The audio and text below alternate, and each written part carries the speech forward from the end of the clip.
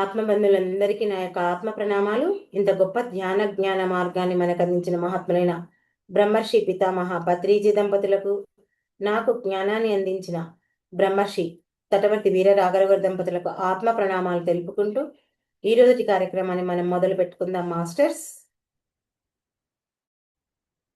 ఈరోజు మనం ఒక ధర్మ సూక్ష్మం గురించి తెలుసుకుందాం. కులపతి ఎక్కిరాల కృష్ణమాచార్య గారు చెప్పినటువంటి సందేశం ఏంటంటే, మంచి పని చేయడానికి ఎవరు కలిసి రారు. ఎవరూ లేకుండా నేను చెయ్యగలనా అని అనుకున్నావంటే వెంటనే నీలో లోపం ఉందని తెలుసుకో. అందుచేత ఇతరులతో సంబంధం లేకుండా నీవు చెయ్యాలనుకున్న పని నీవు ప్రారంభించు. ఇది కృష్ణమాచార్యులు గారు ఇచ్చినటువంటి సందేశం. దీని గురించి మనం కొంత తెలుసుకుందాం. చూడండి, మన జీవితంలో మనం చాలాసార్లు మంచి పని చేయాలి అనుకుంటాం, కానీ మనం వెంటనే మన మనసు అడుగుతుంది, నాకెవరైనా తోడుగా ఉంటారా, నేనొక్కడనే ఈ పని చేయగలనా అని. కానీ కృష్ణమాచార్యులు వారు ఇచ్చినటువంటి ఈ సందేశం మన ఆలోచనల్ని పూర్తిగా మార్చగలిగే శక్తి ఈ సందేశానికి ఉంది. ఎందుకంటే మంచి పని చేయాలంటే ఎవరూ కలిసి రారు. మనకు మంచి పని చెయ్యాలని ఉంటుంది. ముఖ్యంగా ఆ మంచి పని చేయాలంటే మనం ఒంటరిగా చెయ్యలేం. ఎందుకంటే మనలో ఒక భయం ఉంటుంది. ఏంటి, నేను ఒక్కదాన్ని చేస్తే ఎలా, నాకు ఎవరైనా సపోర్ట్ ఉంటే బాగుంటుండే, నేను చేస్తే ఓకే చేయగలుగుతా, కానీ అది సక్సెస్ అవుతే బాగుంటుంది, లేదంటే అందరూ నవ్వుకుంటారేమో అని ఇలా రకరకాలుగా మనకు సందేహాలు వస్తుంటాయి. కానీ కృష్ణమాచార్యులు వారు చెబుతున్నది ఏంటంటే, మంచి పని చేయడానికి మొదట్లో ఎవరు రారు. ఎందుకు? మంచి పని ప్రారంభం చేయడం చాలా చాలా కష్టం. మరి పని చేసిన వెంటనే కూడా మనకు ఫలితం తొందరగా రాదు. చూడండి, నేనే ఉన్నాను. నేను ఈ జూమ్ స్టార్ట్ చేసినప్పుడు మొట్టమొదటగా 3 5 జాయిన్ అవుతుంది. ఇప్పుడు చూడండి, 3 సంవత్సరాలు అవుతుంది. ఇప్పుడు దాదాపు 100 మంది దాకా జాయిన్ అవుతున్నారు. మొదట్లో ఎవరు కారు, కానీ రాను రాను అందరూ మనకు సపోర్ట్ చేస్తారు. అంటే మేము కూడా ఆ జ్ఞానం అందుకోవాలి అనే ఒక ఆలోచన ప్రతి ఒక్కరికి కలుగుతుంది. అందుకే మొదట మంచి పని చేయడానికి మనకు ధైర్యం కావాలి. రారు, మొదట్లో ఎవరు రారు. చూస్తుంటారు, మనం చేస్తుంటే వాళ్ళందరూ చూస్తుంటారు. మరి అప్పుడు మనకు అనిపిస్తుంది, అరే అందరూ చూసేవాళ్ళయ్యారే, నేను చేస్తుంటే ఎవరు నాకు సపోర్ట్ చేస్తలేరు అనే సందేహం మనలో ఇలా వస్తుంటుంది. కానీ ఇక్కడ మనకు ఒక ప్రశ్న ఏంటి అంటే, ఎప్పుడైతే ఎవరు రారు అని ఇలా ఆలోచిస్తుంటామో అదే మన యొక్క ఆత్మవిశ్వాసాన్ని తగ్గిస్తుంది. కానీ కృష్ణమాచార్య వారి సందేశంలో ఏముంది? ఈ నేనెవరు చేయగలను, నాకు ఎవరు చేస్తారు అనే ఒక ఆలోచన నీకు వచ్చిందంటే నీలో లోపం ఉందని నీవు తెలుసుకో. నీవు ఎవరి కోసమైనా ఎదురు చూస్తున్నావు సపోర్ట్ కోసం అంటే నీలో లోపం ఉందని తెలుసుకో. ఇక్కడ లోపం అంటే మనకు 3 రకాల లోపాలు. ఏంటి? ధైర్య లోపం, విశ్వాస లోపం, స్వతంత్రత లోపం. మనం మొట్టమొదటగా ధైర్య లోపం గురించి తెలుసుకుందాం.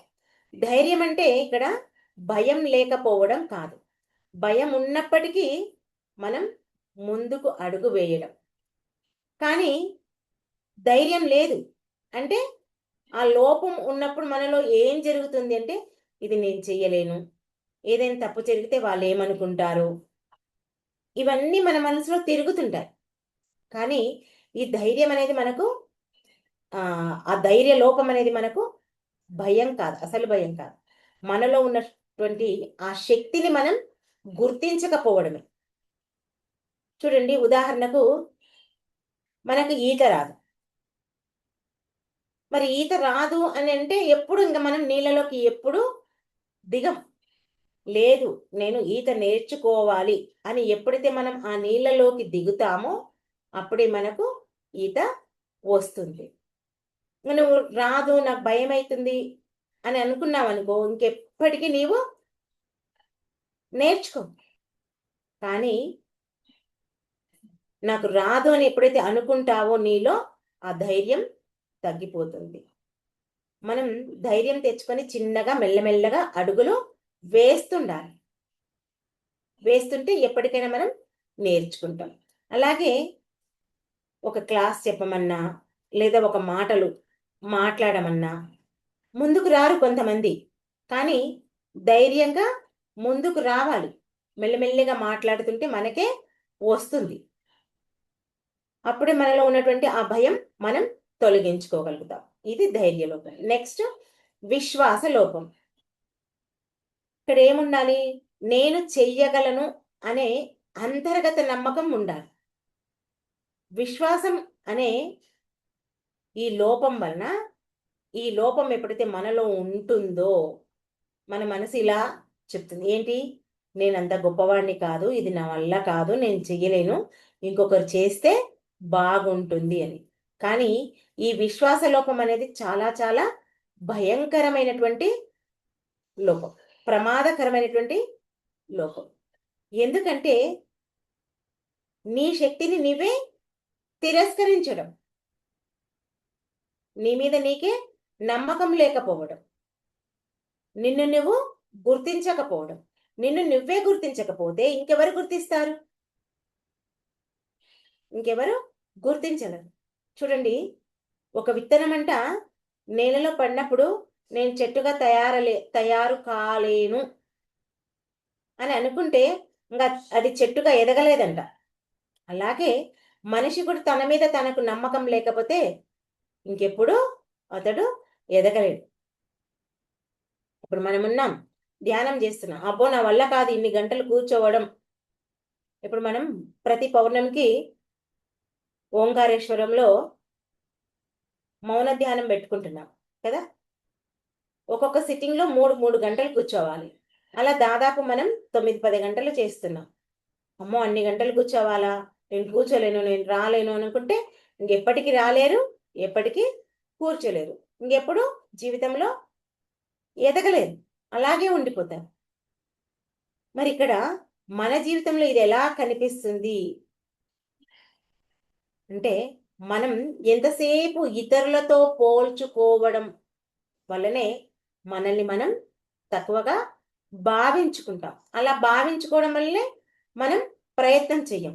ఎప్పుడైతే ప్రయత్నం చేయమో మరి ఇంకా మనం అనుకున్న దాంట్లో ఓడిపోతాం. ఆ భావన నీకు ఆటోమేటిక్గా వచ్చేస్తుంది. అందుకే మనం ఏం చేయాలి? ప్రతిరోజు మనకు మనం చెప్పుకోవాలి, నేను చెయ్యగలను, నేను కూర్చోగలను, నేను స్విమ్మింగ్ చేయగలను, నేను అనుకున్నది సాధించగలను అనే ఆ విశ్వాసాన్ని మనకు మనం నింపుకోవాలి. అప్పుడే మనం ఏదైనా సాధించగలుగుతాం. నెక్స్ట్ స్వతంత్ర లోపం. ఫస్ట్ మొట్టమొదటిగా స్వతంత్రం అంటే ఏంటి? ఇతరుల మీద ఆధారపడకుండా మన జీవితానికి సంబంధించినటువంటి నిర్ణయాలు మనం తీసుకోవడం. మరి ఈ స్వతంత్ర లోపం ఉన్నప్పుడు మనకేమవుతుంది? మనం ఏమనుకుంటాం? ఎవరైనా తోడుగా ఉంటేనే నేను ఈ పని చేయగలుగుతాను, వాళ్ళు లేకపోతే నేను చెయ్యలేను.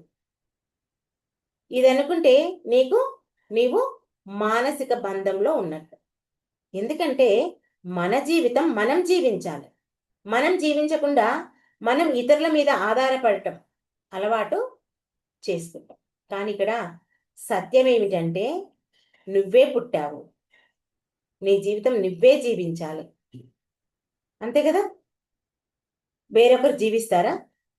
నీ జీవితాన్ని నువ్వే నడిపించాలి. మరి ఇది చేయకుండా మనం పక్క వాళ్ళపై ఆధారపడి జీవిస్తుంది కదా. మన జీవితంలో చూస్తే, మనం గమనిస్తే ప్రతిదానికి మనం ఇతరుల సలహాలు తీసుకుంటుంటాం, అడుగుతుంటాం. అలా అడిగితే మనకు ఆ స్వతంత్ర లోపం ఉన్నట్లే. మరి మన జీవితంలో ఇది ఎలా తెలుసుకోవాలంటే, మనం చేసే ప్రతి పైన మనకు మనం నిర్ణయం తీసుకోకుండా ఇతరులను అడిగినామంటే మనలో ఈ స్వతంత్ర లోపం ఉన్నట్లే. కాబట్టి మనం ఏం చేయాలి? చిన్న విషయమైనా పెద్ద విషయమైనా మనకు మనమే నిర్ణయం తీసుకోవాలి. మన పనులు మనమే చేసుకోవాలి. చూడటానికి ఈ ధైర్య లోపం, విశ్వాస లోపం, స్వతంత్రత లోపం 3 వేరువేరుగా మనకు అనిపించవచ్చు. కానీ ఇవి ఒకదానితో ఒకటికి లింక్ కలిసే ఉంటాయి. ఎందుకంటే చూడండి, ధైర్యం లేకపోతే మనకు నమ్మకం లేదు. నమ్మకం లేకపోతే స్వతంత్రత లేదు. మళ్ళీ స్వతంత్రత లేకపోతే ధైర్యం లేదు. ధైర్యం తగ్గుతుంది కదా. ఈ 3 ఒక చక్రంలాగా తిరుగుతూనే ఉంటాయి. ధైర్యం, నమ్మకం ఆర్ విశ్వాసం, స్వతంత్రత. ఈ 3 ఒక చక్రంలాగా తిరుగుతుంది. కానీ మంచి విషయం ఏమిటంటే, ఒక్కదాన్ని గనక మనం మార్చుకుంటే మిగతావన్నీ ఆటోమేటిక్గా అవే మారిపోతాయి మన జీవితంలో. ఎందుకంటే మన జీవితం అనేది ఒక యాత్ర. మరి ఈ యాత్రలో మనకి ఎవరైనా తోడొచ్చారా? వచ్చేటప్పుడు పైనుంచి ఎవరూ రాలేదు. ఒంటరిగానే వచ్చాం, ఒంటరిగానే వెళ్తాం. మరి మధ్యలో ఎందుకు ఇలా అనుకుంటున్నాం మనం అంటే, మనకి ఎవరైనా తోడుగా ఉండాలనుకుంటున్నాం అంటే ఒకే ఒక కారణం, మన మానసిక బంధం వల్ల మాత్రమే ఇలా అనుకుంటున్నాం. మరి ఈ విషయాన్ని మనం కనుక ఆధ్యాత్మిక పరంగా ఆలోచిస్తే, నీ కర్తవ్యాన్ని నువ్వే చెయ్యాలి. నీ మార్గాన్ని నువ్వే ఎంచుకోవాలి. ఆ మార్గంలో నువ్వే నడవాలి. ఆ నడుస్తుంటే భగవంతుడు తప్పకుండా నీకు సహాయం చేస్తాడు. ఇక్కడ ఒకటి గుర్తుంచుకోవలసినది ఏంటి అంటే, మానవుడు మొదట తన అడుగు వెయ్యాలి. ఎవరో ఏపియరు, మనకు మనంగా వేయాలి. అందుకే మనం చేసే పని ప్రారంభించాలి. ఇది చాలా చాలా గొప్ప సూత్రం. ఎందుకంటే ప్రారంభం చేసేవాడే నాయకుడు. మరి నాయకుడు ముందుకు ఎవరైతే వస్తారో వాళ్ళే మార్గదర్శకత్వం. మొదట ఎవరైతే మొదలు పెడతారో వాళ్ళే నాయకుడు. మరి మిగతా వాళ్ళందరికీ మార్గదర్శకుడు ఆ నాయకుడే. నువ్వు ఒక మంచి పని మొదలు పెడితే నువ్వు ఒక్కడివే మొట్టమొదట, తర్వాత నేను చూస్తారు ఒకరు, ఆ తర్వాత ఇంకొకరు అనుసరిస్తారు, అంటే ప్రేరణ పొందుతారు. అదే ఒక ఉద్యమంగా మారుతుంది. మనందరము, మీకందరికి సినిమాలు చూసే అలవాటే ఉంటది కదా. సినిమాలో మహర్షి సినిమాలో అల్లరి నరేష్ ఏం చేస్తాడు? వాళ్ళ భూములన్నీ వాళ్ళంతా మోసం చేస్తుంటే ఒక్కడే ఉద్యమంగా మొదలు పెడతాడు కదా. మరి అందరూ చివరికి వచ్చి ఎంత సహాయం చేస్తారు? మహేష్ బాబు వాళ్ళందరూ వచ్చి సహాయం చేస్తారు. అలా ఒక మంచి పని చేయడానికి మొదట్లో కష్టం ఉంటుంది. మహాత్మా గాంధీని తీసుకుంటే ఆయన కూడా మొదట్లో ఒక్కడే ఉద్యమం చేపట్టాడు స్వాతంత్రం తేయడానికి భారతదేశం. చివరికి ఎంతో మంది తనకు జతయ్యారు. మరి మన బ్రహ్మర్షి పత్రిజీ, మన గురువు గారిని తీసుకుంటే ఆయన ఏం చేశాడు? 40 సంవత్సరాల కిందట ఒక్కడు శ్వాస మీద ధ్యానం చెప్పడానికి ఇల్లు తిరిగాడు. కానీ ఇప్పుడు చూస్తే ఏ ఊరులో చూసినా, ఎవరి నోటా విన్నా బ్రహ్మర్షి పత్రిజీ పిరమిడ్ స్పిరిచువల్ సొసైటీ, శ్వాస మీద ధ్యానం. మొదట్లో ఎవరికైనా కష్టంగానే ఉంటుంది. ఇప్పుడు మనమే గమనిస్తే, మొదట్లో మనం ధ్యానం చేస్తున్నాం, మన ఇంట్లో మనకందరు సహకరించే వాళ్ళ? నాకంటే సహకరించారు. నేను ఎందుకంటే అనారోగ్యంతో వచ్చాను కాబట్టి నాకు సహకరించారు. మరి చాలా మందికి అందరూ సహకరించారు ఇంట్లో. తర్వాత ఇప్పుడు చెప్తారు కొంతమంది నాకు, టైం అవుతుంది వెళ్ళవా, సెంటర్కి వెళ్ళవా, ధ్యానం చేసుకోవా, జూమ్ క్లాస్ టైం అవుతుంది జైన్ కావా, క్లాస్ వినవా, ఇలా రకరకాలుగా చెప్తుంటారు. అంటే మొదట్లో మనకు ప్రారంభించినప్పుడు ఎవరి సపోర్ట్ లేకపోయినా తర్వాత మెల్లమెల్లగా అందరూ మన దారిలోకి వస్తారు. మంచి పని చేసేటప్పుడు మనకి ఎన్నో రకాల అడ్డంకులు వస్తుంటాయి. చూడండి, స్వచ్ఛ భారత్ అని ఒకరు మొదలు పెట్టారనుకోండి, ఇల్లు ఊడ్చుకోనికి రాలేదు కానీ స్వచ్ఛ భారత్ అని బయటకు వచ్చారు అని బయట అంటారు. కానీ ఎవరైనా ఏమైనా అనుకోని నేను చేసేది చేస్తానని ఒక వ్యక్తి ముందు పెట్టాడనుకోండి, మొదలు పెట్టాడనుకోండి, ఇంకొక రోజు ఇంకొకరు వస్తారు. ఆ ఒక్కరు 10 మంది అవుతారు. మొదట్లో చూసి నవ్విన వాళ్ళే వాళ్ళలో కలిసిపోయి ఆ పనిని చక్కగా చేస్తారు. ఇట్లా ఒక వ్యక్తి ప్రారంభం చేస్తే ఆ సమూహమే మార్పు చెందుతుంది. కానీ ఈ మార్పు చెందించడానికి మనం మొట్టమొదటిగా ఒక అడుగు వేయాలి. కానీ మనకి ఇక్కడ భయం అనే ఒక అడ్డంకి మనకు వస్తుంది. అందుకే మనం ఒక మంచి పని చేయాలంటే మనకి ఎవరో శత్రువులు బయట అవసరం లేదండి. మనలో ఉన్నటువంటి ఆ భయం వలనే మనం చెయ్యలేకపోతాం. ఎవరు తోడుగా లేరు, నాకెవరు సహాయం చేయరు అని ఇందాక మనం చెప్పుకున్నామే, ఆ ఆలోచనలన్నీ మనం మంచి పని చెయ్యనివ్వకుండా మనల్ని ఆపేస్తాయి. అందుకే కృష్ణమాచార్యులు వారు చెప్పినటువంటి ఆ సందేశాన్ని మనం గుర్తు చేసుకోవాలి. ఏంటి, నువ్వు చెయ్యాలనుకున్న పని నువ్వు ప్రారంభించు, నువ్వు చేస్తూ పో, ఆటోమేటిక్గా వాళ్ళే వస్తారు అని చెప్తున్నారు. అందుకే ఆ భయాన్ని గుర్తించి నీవు దాన్ని అధిగమించు అని చెప్తున్నారు. మనం ఈ సందేశం ద్వారా ఒకే విషయం చెప్తుంది, ఏమిటంటే నీపై నువ్వు నమ్మకం ఉంచు. నువ్వు ఒంటరిగా ప్రారంభించవలసినప్పుడు నీ పని పూర్తి నువ్వు చేయగలుగుతావు. ఎందుకంటే నీలో ఆ శక్తి ఉంది. నువ్వు శక్తి లేదనుకొని భయపడుతున్నావు. నీకు అనంతమైనటువంటి శక్తి ఉంది. అందుకే ఇప్పుడు మనం చెప్తాం కదా, ఆధ్యాత్మిక పరంగా మనం ఏం చెప్తున్నాం, ప్రతి మానవుడు ఒక ఆత్మే. ఆ ఆత్మలో ఎంతో దివ్యమైనటువంటి శక్తి ఉంది. కాబట్టి నువ్వు ఒంటరిగా ఏడున్నావు? నీలోనే భగవంతుడు ఉన్నాడు కదా, మరి నువ్వు ఒంటరిగా ఎక్కడున్నావు? లేవు. కాబట్టి నువ్వు మంచి పని ప్రారంభించు, ఆ భగవంతుడు నీలో ఉండి నిన్ను నడిపిస్తాడు. అది అప్పుడు నువ్వు చేసే పని కాదు, అది భగవంతుని పని అవుతుంది. అందుకే మనం ఏం చేయాలంటే, మనం మంచి పని చేయాలనుకున్నప్పుడు వెంటనే మనం ప్రారంభించాలి. ఎవరైనా వస్తారా అని కూడా మనం ఎదురు చూడొద్దు. మనలో వచ్చే సందేహాలన్నింటినీ మనం గుర్తించి వాటిని పక్కకు తొలగించాలి.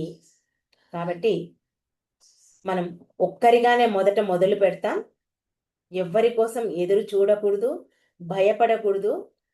నాకు నేనుగా ప్రారంభిస్తాను అని ఎప్పుడైతే నీవు ప్రారంభిస్తావో మొట్టమొదట నీ జీవితం మారుతుంది.